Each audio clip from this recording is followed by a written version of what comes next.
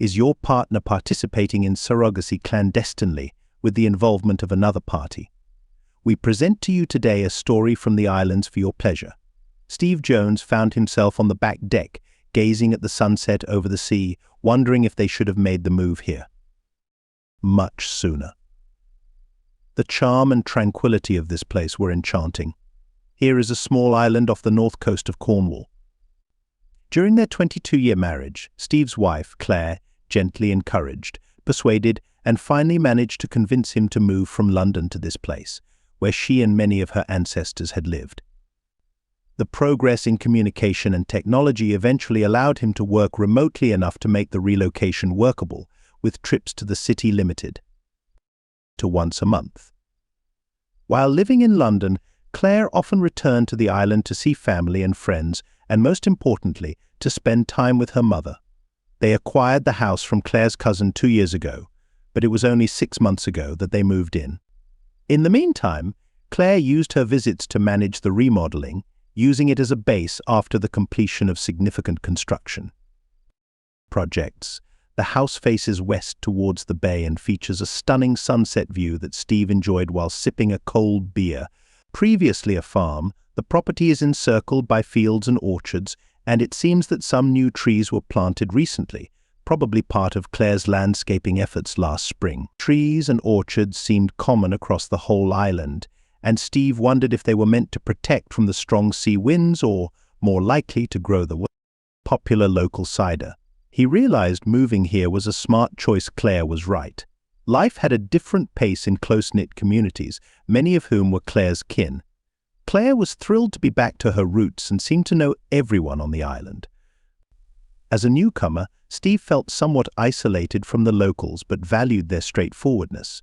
The community's collective work ethic was impressive, and he wondered if it was related to the self-sufficiency needed to maintain a small island community. Steve and Claire met in college, where they both studied business, Claire focusing on marketing and Steve on new technologies. They formed a strong bond and married shortly after finishing their degrees, choosing to live in London for better job opportunities. Now, 22 years into their marriage, Steve still found Claire attractive. Her hair had been cut shorter over the years, now slicked back and ending at the nape, with a golden hue enhancing her natural blonde. He was aware she felt self-conscious about the slight weight gain, but he preferred her more rounded figure, with fuller hips and bust. Her eyes remained the captivating blue-gray, dotted with yellow, unlike Steve, who often looked disheveled and always eschewed sweatpants, maintaining an ageless charm. He had never seen his wife as happy, so engaged with island life, actively involved in various committees. Her recent project was the organization of a solstice celebration. Their daughters, Nicole and Michelle, were born shortly after their marriage, grew up, and went on to attend Durham University. This was another motivator for Steve and Claire's move. According to their social media, the girls were thoroughly enjoying college life, yet Steve was confident they were handling all necessary academic work, despite Nicole's tendency to delay. Steve had a profound interest in the island's history and enjoyed listening to old fishing stories at the local pub. There were a few ancient books that delved into the island's history, kept in a tiny schoolhouse that also functioned as a library and was the center for all community events and gatherings. Steve ventured into the attic of his house for the first time, aiming to discover some historical insights. Among the old beds, furniture, and toys, he found an old box containing a handwritten manuscript titled Tales from the Island. The author, Melissa Taylor, was revealed to be his wife's maiden name. Settling down on an ancient rattan stool, he started to peruse the document. The writing was refined, adorned with classic styling, curls, and decorative elements, intertwining narratives with personal anecdotes passed down through the family. As Steve examined the document, his focus was drawn to depictions of trees. While looking through the pages, he observed that some of the text was blurred and hard to read, but he was able to make out short passages. The tradition began in 1287, during the reign of the Plantagenets, with the enforcement of the ius primae noctis, or right to the first night, as a part of the marriage contract, granting the lord the privilege of spending the first night with any bride within his domain. Steve remembered a similar theme in a movie starring Mel Gibson as William Wallace, although he thought it might be a legend exaggerated by Hollywood for more drama and tension. Continuing to read, the story illustrated the distress this custom caused the groom. To prevent revengeful actions, older women would share a night with the groom, leading to a practice where a senior woman would stay with the groom to compensate for the injustice to the couple. For over 2 centuries, the plague devastated the English community, greatly diminishing the population. The island suffered greatly as well, enduring heavy losses during intense outbreaks, like the one in 1622. It was feared that the island's population could decrease to critical levels, prompting considerations to abandon the island. Later, there were whispers about exchanging partners on April Fool's Day, a plan devised to boost the island's population, with widows being encouraged to unite with younger men. With the outbreak of the Great War, a large number of the island's men were recruited into the British Army, with many not returning. The island's traditions were adapted, offering single men heading to war a temporary partner before being drafted, a custom that was briefly brought back during World War II. The account then explores Melissa's personal stories from the 1950s, highlighting how the arrival of newcomers and the relocation of locals upset age-old customs, though it remained within some families. Elders underscored the significance of the tradition, suggesting that married women with adult children serve as stand-ins for young men reaching 18 to ease the pressure and anticipations linked to virginity. This advice was said to prepare them to be better spouses in the future and reduce teenage pregnancies. For the women, this role was seen as a community service with advantages, easing the effects of empty nest syndrome and the lure of affairs outside marriage. Melissa recounts her role as a stand-in for a youth named Robert, helping on their property as an act of rejuvenation during a celebration. His reward was a spot in Melissa's marital bed, a detail her husband knew but remained silent about. She tells of Robert's evolution from a shy youth to a confident individual, attributing the gradual enhancement of their intimate moments to his increased self-assurance and insight into relational dynamics. Steve shook his head in amazement. Wow, what a remarkable tale, and began to question its veracity. He found some historical points logical, yet it all seemed highly embellished. It might be entirely the invention of the writer, or possibly a method for her to give her book more foundation. A few months afterward, Steve was planning when to return to the city for occupational reasons. Claire had made a detailed list of purchases for him. Thus, he decided it would be prudent to prolong his visit by one day for shopping and another to catch up with old friends. If he left after the celebration, he could return by the next Saturday. Claire was thrilled, especially since Steve would help with the festival preparations and had agreed to take care of her shopping needs. The festival involved the whole island, dedicating the day to children's activities and sports, with arrangements for dancing and drinks for the adults at night. As the night's festivities commenced, Steve met several island residents he had not encountered before, including John Fraser, his wife Angela, and their son Jake, who Steve estimated was about the same age as his youngest daughter. Jake Fraser offered him a notably formal handshake, which was initially awkward, but the feeling soon vanished. Along with the tailor, the Frasers were among the island's most established families. Steve felt out of place again as Claire and the Frasers engaged in nostalgic talks about familial ties. Later, Steve saw a group of young men admiring Claire. He couldn't blame them. Claire looked stunning in her summer outfit, which gracefully accentuated her physique and legs. Their gazes continued, irritating Steve. Right when he decided to step in, Claire's mother intervened, causing them to quickly head towards the cider pub. Steve smiled inwardly, suspecting they were daunted by Claire's mother, Diana. He recognized their hesitation. Diana had a commanding presence and led the Council of Elders. Clearly, Claire's beauty was inherited from Diana Taylor, who still had an impressive demeanor, resembling more of an older sister to Claire than her mother. He returned his attention to the dance, which appeared to involve people of every age group. The effects of the cider were noticeable on Steve, yet he opted to keep drinking, noting the common mood among the attendees, and it seemed like forever before he could pour himself another drink.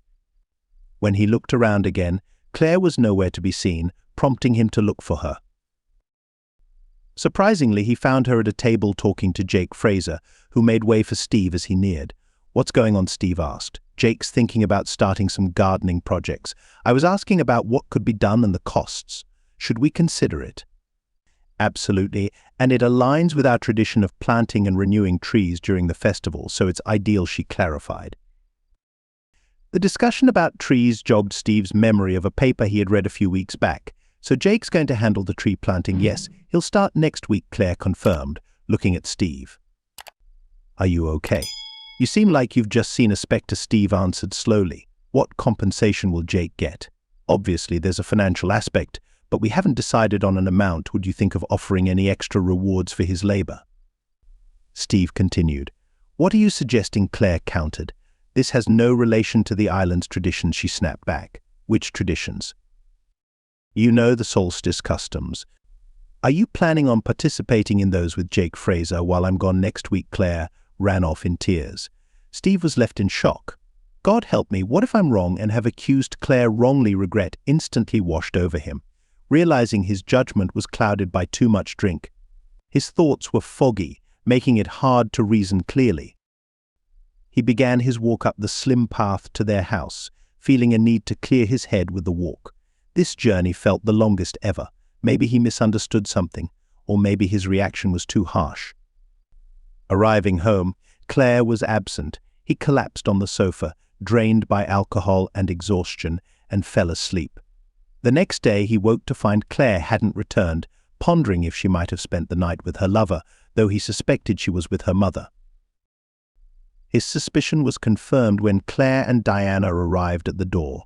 Diana led the charge, stressing the significance of standing firm, and launched into a vigorous tirade against Steve. The onslaught was intense, but the message was clear. His manner of speaking to Claire and causing her distress was unacceptable. Marrying a stranger often leads to complications. He was always ill-suited for her, among other criticisms. He let her speak, tears filling his eyes, until he could no longer bear it, and signaled for her to pause. "I have one straightforward inquiry. Is this a custom, and do you plan to be with Jake Fraser next week?" Claire, looking defeated at her mother, and then everything clicked for Steve. "Yes, Steve, certain age-old families uphold the tradition, or at least elements of it. The Frasers have requested we honor this agreement, and we must oblige. I've encouraged Claire to contemplate it. It's part of a young man's rite of passage. The intimacy involved is instructional, aimed at teaching respect towards women. It's not intimacy as you perceive it, nor an affair. It's a deep-rooted tradition that has helped the island through tough times. It's a crucial service we perform for the community. We see no youthful misconduct, no separations, only happy marriages and strong familial ties. You must have noticed." Steve sighed. "So it's accurate. Married women accompany young men for the good of the community," Diana stated. "Don't phrase it so harshly. You're a stranger to its importance for us. It is woven into every story we're brought up on. Were you from here by 18? You'd embrace all its benefits, which would enhance you as a person." "I'm confident you'd welcome this chance in response," Steve said. "Presently there are neither ancient rules, plagues, nor wars to contend with. Your continuation is purely for pleasure. Diana, how many times have you assumed this duty? A woman as sought after as you must have been repeatedly selected for this agreement. I imagine you've relished these occasions." Eventually, Diana seemed at a loss for words before she regained her composure. "Indeed, I have been involved multiple times, and I am proud of it, just as Claire ought to feel proud of her role. I beseech you, Steve, let Claire undertake this. Its importance to us is beyond your understanding." Steve then turned to his wife. "Are you prepared to go through with this?" "Yes, I think I am. I'm ready to make this sacrifice. As my mother has mentioned, I desire to be part of the community. It displeased everyone when I left for university, got married, did not come back, and failed to perform the tasks that others have," Steve replied. "So this is a sacrifice to you. This isn't sacrifice to you." This isn't something you're doing for your own sake. It's peculiar, considering your previous enthusiasm about my journey to London. You seemed excited. Claire's face reddened as she continued. I was just glad knowing I could handle it in such a way that it wouldn't affect you, and I'm sure it will not impact me either. I'm confident it will not weaken our relationship in any way. However, spending a night with another, misleading people about the events, and excluding your oblivious husband might give you pause, Claire remarked, causing Diana to wince at Steve's sharp comeback. Then Diana suggested, let's pause and have a proper discussion now that it's all in the open as it should be. Before anything has transpired, Claire remained overnight, but little was said. Steve couldn't fathom why Claire was so adamant about proceeding, expecting her to reconsider. Nevertheless, she remained determined to adhere to the island's traditions, despite the tension in their marriage. Claire maintained that honesty would only better their situation. She promised to keep Steve informed, even if it led to difficult conversations. Steve was surprised by her steadfast belief that such candor wouldn't harm their marriage. Diana made a return visit on Wednesday while Claire was out, leading him to suspect their meeting had been planned. Could we speak? Steve motioned towards the kitchen table. I owe an apology. This predicament isn't Claire's doing, Steve admitted. Claire, he insisted, was autonomous in her decision-making, and this choice was made regardless of his opinion. She loves you, confident that your relationship can withstand this ordeal, Steve said with a heavy heart. You both overlook how profoundly this impacts me. This feels like a betrayal. At 18, I was absent, and unlike others, did not grow up with the anticipation of this occurring to my partner. Naively, I had hoped for loyalty as promised in our marriage vows, Steve revealed. I understand, Steve. It's hard. Our views are at odds. We don't see it as infidelity. It means a lot to us, and Claire sees it as her way of reintegrating with the society of the island, Diana calmly responded after a moment. What will you do if she goes ahead? Steve, hesitant, expressed his objection. Diana considered for a moment before suggesting a compromise, possibly allowing Steve to experience what he missed out on at 18. Steve's look of confusion mirrored his internal turmoil. Diana further explained, after speaking with 2 other elders, we've agreed to extend a similar proposition to you as Claire's. Steve then realized the proposal could mean spending a night with either Helen Brown or Moira Fraser, recalling his previous encounters with them. Helen, having been widowed at a young age, appeared to be about his wife's age with long black hair and deep brown eyes, and she kept in shape. Steve was less acquainted with Moira Fraser, a contenty married school principal with a blend of reddish blonde, curly hair, and a poised stature, often showcasing her cleavage with confidence. Indeed, Steve, the elders are willing to present this offer, demonstrating our dedication. We didn't place Claire in this scenario lightly, despite the obvious temptation. Steve pondered over the strange proposal. Diana, you're an extraordinary woman, and an elder. Are you also a choice? Steve asked, uncertain of Diana's reaction to his question. If that is what you need, Steve, then yes, I agree. Diana paused, assessing his earnestness. It will not be me who faces blame for the erasure of traditions that span centuries. Steve, in disbelief, marveled at Diana's lengths. The foreboding of explaining his actions to his father and the officials filled him. Diana, you realize some practices have outlived their purpose, and it's only right they fade away, he stated. The smile on Diana's face waned. The offer remains, Steve, and disappointment is not in your future, rest assured. Consider it. Upon relating the story to Kelly, she appeared to preempt the elder's suggestion. Yet the revelation of Diana's role shocked and saddened her. To think she'd entertained such a thought. It's too much. I cannot move forward with it, Steve confessed. It all has to stop. A wave of relief washed over Steve, finally recognizing the oddity of the situation. I'm so grateful. The relief is indescribable. I was scared this could be our undoing. California cried and spent a good portion of the night offering apologies or reaffirming her love for Steve. The tension persisted, with Steve pondering over Kealay's previous intentions and her justification of the deal. By Friday, an infuriated Diana confronted him about Kealay's hesitations, accusing Steve of deceit and misunderstanding their viewpoint.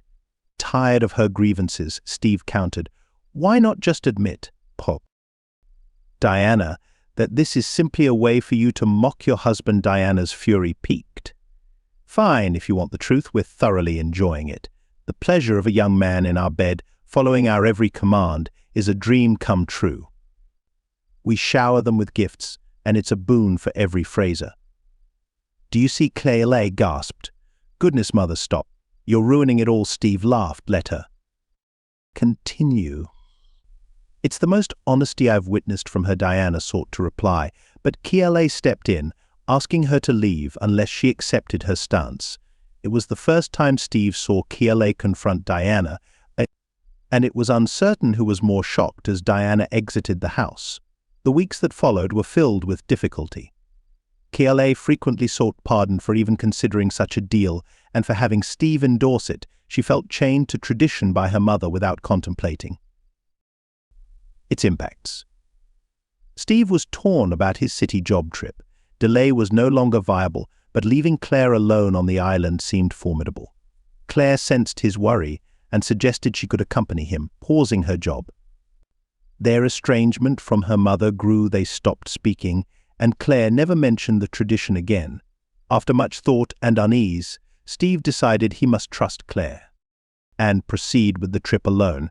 Claire tried again to convince Steve of her company, but he knew of her involvement in a major marketing pitch and the need for her focus. Kealay promised daily contact and frequent updates.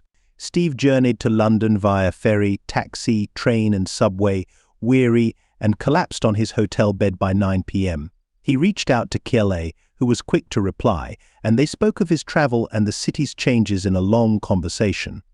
London buzzed with ongoing construction. Post-call, sleep quickly claimed a fatigued Steve. After stressful workdays, he felt refreshed. The distance from the island gave him perspective. He mulled over his and Kealay's relationship, feeling distant from the woman eager to engage a younger man, as much as from the nurturing mother to his children. Diana's undue influence on her concerned him, yet their argument provided relief. She had overstepped, and he hoped it concluded there. Nevertheless, Kealay's actions and her belief the agreement wouldn't affect their relationship still troubled him. Remembering the saplings on his property from last spring, Steve paused. Kealay had made frequent visits to the island over the year. A sense of unease washed over him as he considered the possibility of who could have been responsible for the planting of those trees. It could be that her exceptional effort this time stemmed from a need to make amends for her past actions. He called Kealay, who answered immediately. "Steve, is there a chance Jake Fraser has an older brother?" After a moment's hesitation, Kealay responded with indifference. "Indeed, there might be one. You seem to be musing, despite your families knowing each other for ages." Silence ensued. "Correct, Steve." "He does have a brother," Glenn. Steve continued. "He's about 19, isn't he?" To which she gently affirmed, "Correct, and he was the one who planted the trees last year." Silence fell once more. Steve further inquired, "And why would Glenn Fraser undertake such a task?" Snapping back to reality, Claire replied, "Purely for financial reasons, Steve. They are the only family on the island in the landscaping business." "So Jake Fraser isn't staying with you currently, right?" Kealay sighed. "No, Steve, he isn't. And you really need to let go of this jealousy." Before she could say more, Steve hung up abruptly. Although Kealay called back repeatedly, Steve ignored her calls, seeking time alone to reflect. That Friday morning he finally answered, catching Kealay off guard. "Steve, I'm relieved you've picked up. I've been worried." "So was all," Steve managed to say. "You know I value you above all else. When do you plan to come back tomorrow? Can't we talk about it?" This calm yet disconcerting response from Steve left Kealay anxious. "I've decided not to return yet. I'll remain here for a while longer." In desperation, Claire implored, "You can't mean that. We need to sort this out immediately." Steve, with eerie calmness, replied, "Perhaps, but you weren't in a rush to. I get to London for it, and you only call me during the day." Your nights seem to be quite busy, Steve. Please return. It's just your mistrust talking. Let's come back and work through this 5 days later. Steve made his way back to the island by ferry, where Claire and Diana were waiting for him. The news had reached them. Claire tried to hug and kiss him, but Steve pulled away. Claire started crying, and Diana looked upset. Diana, why are you involved? This is between Claire and me, isn't it? You two have never had disagreements before, have you? Before Diana could respond, Claire began to explain, we did have disagreements, but I needed support in your absence, and you weren't here. Steve, doubtful, said, I find it hard to believe my mother-in-law would make amends with anyone unless it was to her advantage. Considering her tendency not to compromise, I'm skeptical she did. It seems you two never really fought, using it as an excuse instead. Claire looked shocked. Things are getting out of hand, Steve. I haven't done anything to deserve this, Steve insisted, so the two of you plotted behind my back because I wouldn't agree. The argument continued without any resolution. Steve remained convinced of Claire's infidelity, which she vehemently denied. Eventually, he retreated to the guest room, leaving Claire and Diane alone. The next day, Steve planned a meeting with his father-in-law, Bill Taylor, expecting a challenging discussion. They had always maintained a strong bond. Upon arrival, Bill welcomed him warmly, expressing eagerness for their conversation. They touched upon family values and the wisdom Bill had gained. Bill confessed that Diana had a short-lived affair with John Fraser 20 years ago, which he didn't endorse, but it reminded him of his own youthful mistakes at 18. Steve cautiously brought up Diana's admissions of several brief affairs, questioning Bill's awareness. Bill, saddened, acknowledged his suspicions of something deeper, viewing a fishing trip as a convenient cover story. Steve asked if Bill knew about his daughter's actions. Bill admitted awareness of Diana and Claire's close relationship, but noted they kept details from him. Shortly before Steve's trip to London, they had suggested their plan was in motion. Claire sat at the kitchen table, avoiding Steve's gaze.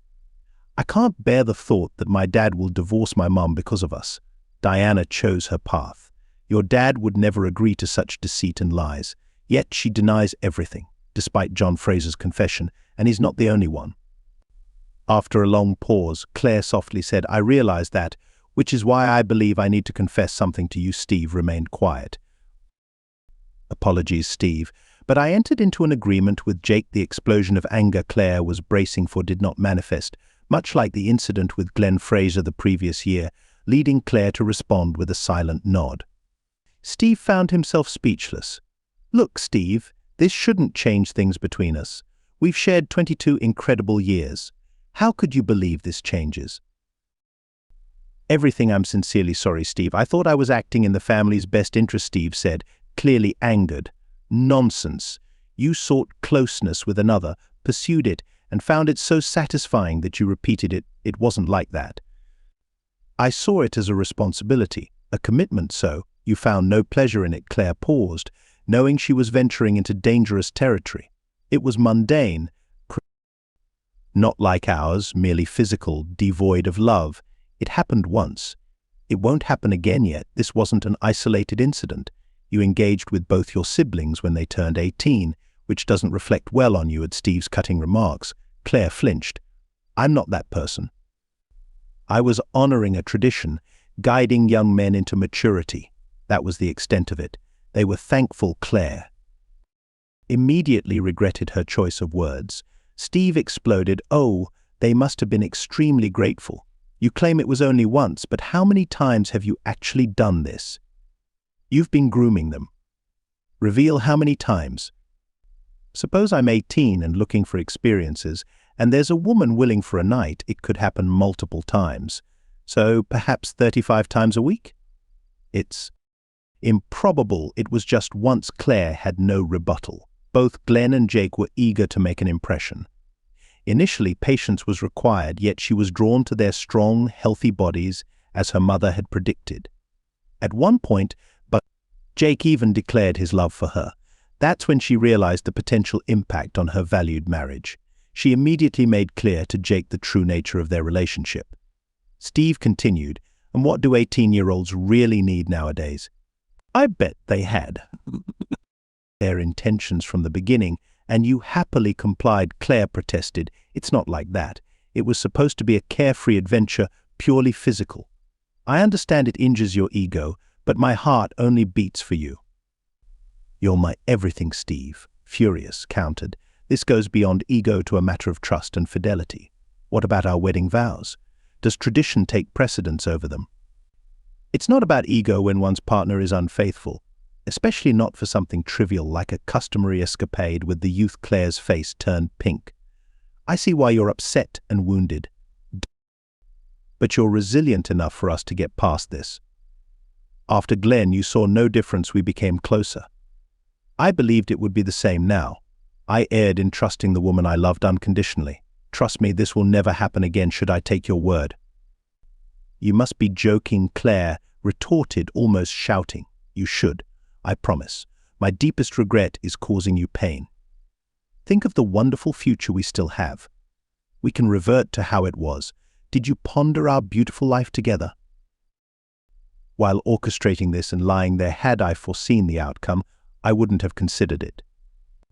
I never meant to hurt you, yet I did. I realize my mistake and am truly remorseful. And what do you think occurred? Kiala found herself speechless. Clearly you fail to comprehend my pain. You've torn my heart and soul apart. How could you possibly repair this?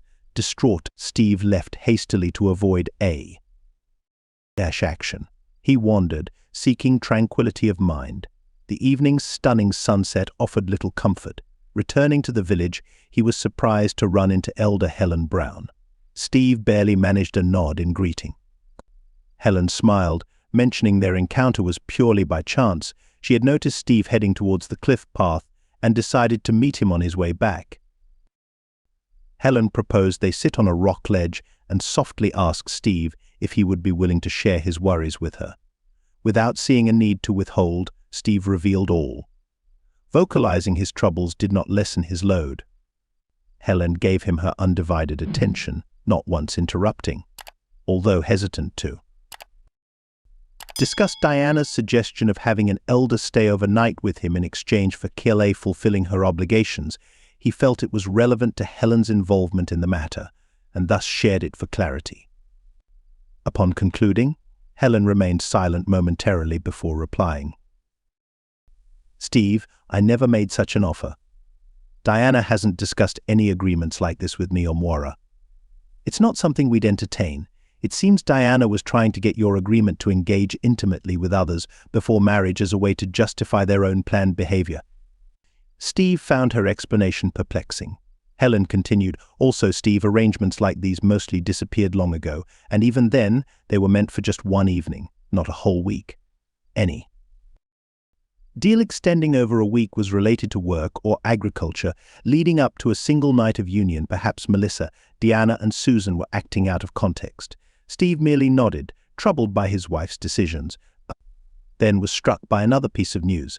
Helen stated she would speak with Moira about taking steps to strip Diana of her elder status, emphasizing such conduct was unheard of and shocking.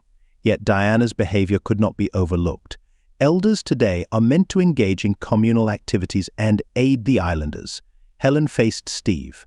What's your plan? Steve responded with a shrug. I can't make her see the consequences of her actions, but I wish she could understand how I feel right now. They remained in silence until Steve noticed Helen's faint smile. What are you thinking? Helen's grin widened. How about you spend a week with me? This isn't a joke, but let's keep it from Kiala and Diana. We'll pretend I'm fulfilling the proposal made under my name as an elder. It'll serve Kiala right, and I'll enjoy troubling Diana for dragging me into this situation. Steve was excited by the proposition but worried. Wouldn't this affect your reputation? I am still married, and it will lead to assumptions. Helen interrupted. Firstly, I don't care about public perception. Secondly, it's unfortunate, but your situation is widely known across the island. This realization dawned on Steve, yet he soon found solace in a proposal he made to Helen. This is serious, but I'd gladly do some gardening for you. It should give Claire and Diana something to think about. They ended there, as a discussion with laughter, quickly putting the matter to rest. Steve went home, quickly packed, and told KLA he had decided to take her mother's kind offer regarding the elder on the island. Given the situation, spending a week with another woman seemed entirely reasonable. He left KLA crying, begging him not to go. His stay with Helen was unexpectedly enjoyable. She was great company and an excellent chef. Steve spent his days fixing up the house and planting trees in the garden. They talked about Steve's predicament. He hoped this week would help Claire understand his feelings until he saw several signs convincing him Claire realized how wrong her actions had been. Without such understanding, reconciliation was out of the question. True to his word, he did not become intimate with Helen, though they came close several times, and this restraint wasn't for a lack of attraction. It wasn't long. Before Claire confronted Helen in the village store, accusing her of having an affair with her husband. Helen responded calmly, "Claire, dear, you should know better than anyone that this isn't an affair, but a temporary arrangement that doesn't affect your marriage." Claire heard her own logic echoed back, but countered, "This isn't right, he's my husband. Essentially, I was honoring a suggestion your mother made on my behalf. What was it to me, Moira, or even your mother, for a week? I think Steve has made his decision, and I must honor the tradition. Things could have been much worse. He could have chosen Diane. I promised to return him safe, though maybe a little tired." Claire was stunned. You old," Helen calmly retorted. "That title might be more fitting for someone who betrayed her faithful husband with 2 teenagers." With that, Helen abruptly left, leaving Claire dumbfounded as the entire village shop looked on. The following morning, a furious and heartbroken Claire made a determined effort to get into Helen's residence, only to be met by Steve. "Steve, please, I regret everything. Let's go back to how it was. I'm just acting as you did. What's the reason for your anger? You've said it yourself. This should be irrelevant to us. I was completely unaware. It feels cruel. The thought of you with that older lady torments me." "I can't escape my thoughts of you," Steve responded. "Ah, that rings a bell. Now you're living my experience," before promptly shutting the door. A week later, Steve returned home, greeted by a calmer Claire. "How you manage this is beyond me, yet I'm ready to move past it if you are. I understand your perspective on the matter. It's merely your viewpoint. You haven't experienced the deception and treachery yet. Everything about our life here is built on lies," Claire declared. "We're still the same people, part of the same relationship that led you to have affairs. You broke something special, and I still don't understand your reasons. Have you truly grown tired of me? This was never about you or Inui. We might not be able to turn back time, but we can start anew. Let's look forward to our retirement, the trips we can take, time spent with our grandchildren. It's all still within reach. We love each other still, despite everything. It's not too late, Steve. I'll do all it takes to show how much I care for you." Steve found himself in the guest room, wrestling with thoughts of a future. Apart from Claire, he wavered between seeing it as a defeat or a chasm. Staying appeared easier, and his affection for her endured, even though he feared a repeat of Claire's actions. The island seemed like paradise, a place he had always wanted to explore, having spent years dreaming and planning those dreams with KLA. Was he ready to give all that up? Claire reflected on the chain of events leading to their current situation. It puzzled her when her mother suggested the arrangement, which she initially rejected, but Diana continued to press her for months.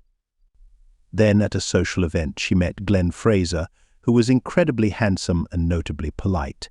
They danced together multiple times at events and clicked. Diana had confided her own escapades to Claire, describing them as adventures in romance rather than affairs, rooted in tradition. However, Claire knew Steve wouldn't see it the same way. Thus she reasoned, if he remained unaware, it would cause no harm. Her time with Glenn was splendid. He devoted his days to tree planting and his nights to her, displaying nervousness yet undeniable charm. Eager to impress, he evolved into an accomplished lover by week's end, combining his physicality and gentleness with remarkable patience and expertise. KLA was an exceptional mentor. That week gave Claire a renewed sense of self-confidence, rejuvenating her appeal which had faded through the years of raising children. Was it tradition or merely a forbidden love affair, as Steve suggested? She admitted it was a bit of both. After 22 years of dedicating herself to motherhood and being a loyal wife, didn't she deserve some joy? She was sure it hadn't affected her relationship with Steve negatively. In fact, things had improved. She found herself more in love with him, and after that week, their intimate life saw a significant boost. Jake had an even greater appeal, and she was excited by the prospect of drawing him closer. Steve, with his keen perception, uncovered the tradition and blamed Aunt Melissa's memoirs for exposing the truth. Claire and her mother tried to convince Steve, but their efforts were futile. In hindsight, her decision to act without his consent was her gravest mistake. Yet she believed that. With time, the initial shock would subside, and they could reignite what once was between them. She just needed to remind him of the joy they shared and their plans for the future. He would surely see the value in staying together for their daughters and potential grandchildren, and this logic could help her argument. To Steve's surprise, their daughters made an unexpected arrival on the island just 2 days later. Nicole wasted no time chastising Steve for his terrible behavior towards her grandmother, deeming the idea of them living apart completely ludicrous. Michelle hung back, waiting for more information. A fleeting grin on Claire's face caught Steve's attention. Could he have been oblivious to her scheming and trickery all these years? It appeared she was under the impression that he would remain quiet about her endeavors for the sake of their daughters, as he had in the past. However, Steve's doubts were momentarily put to rest, yet Kelly was profoundly in error. In a move unlike him, Steve elevated his voice and revealed to his daughters, "Your mother has been involved with young men, even younger than both of you, for the past 2 weeks. She does not understand that such. The actions are intolerable to me." Claire quickly denied the allegations, insisting Steve had misunderstood the situation and that the young men were simply there for gardening purposes. Steve found her argument compelling, almost swaying his opinion. The daughters were aware that something was off, but found their father's claim to be too far-fetched. It seemed he might be losing touch with reality. While Steve might agree with this perspective, he suggested consulting Grandpa Bill or the senior members for clarity. Claire dramatically collapsed, or more accurately, pretended to, in a manner that hardly convinced anyone. They all looked on in bewilderment, anticipating a far-fetched justification. Steve looked at her with contempt. "I can no longer trust you. It's over. There's no possibility of reconciliation or progress. With all eyes on you, how can you look at yourself in the mirror, knowing you've been unfaithful? And how will I manage faced with that same image? If we're to proceed, we need one another, Steve. We've been each other's strength all along. I am right for you, and deep down, you recognize this truth. Don't throw away our future just to penalize me. I can withstand it, Kelly, but I refuse to let you destroy me. I'll make a fresh start. We must live with our decisions and remain true to ourselves. You must come to terms with the fact that you've deceived, misled, and wasted what we had. I'll have to accept leaving the woman I love. Yet you are no longer the woman I thought you were, not the kind and affectionate person I once loved. I long to find her again, but not you." Steve left the island with his daughters, choosing to rent an apartment close to their college. The girls were shocked by the behavior of their mother and grandmother. He never returned. His last act was to burn down the orchard trees. Claire observed the glowing flames with tears streaming down her face. Bill assisted Steve in selling the estate since Claire was unable to afford its maintenance. The divorces of Diana and Claire sparked a scandal and marked the end of their family legacy. Diana was the first to lose her status as an elder. Both she and Kelly became outcasts no woman would trust or befriend them. Despite this, they stubbornly stayed on their island. Several months later, Helen Brown resigned as elder. The community noted her divided time between the island and another place. Eventually, she only came back for a few weeks each year. Upon inquiry, she confirmed she was living near a place called Durham with her family. What do you make of today's story? How would you feel if you were in the wife's position? What's your stance on her actions? Let's discuss in the comments below. Catch you in the next video.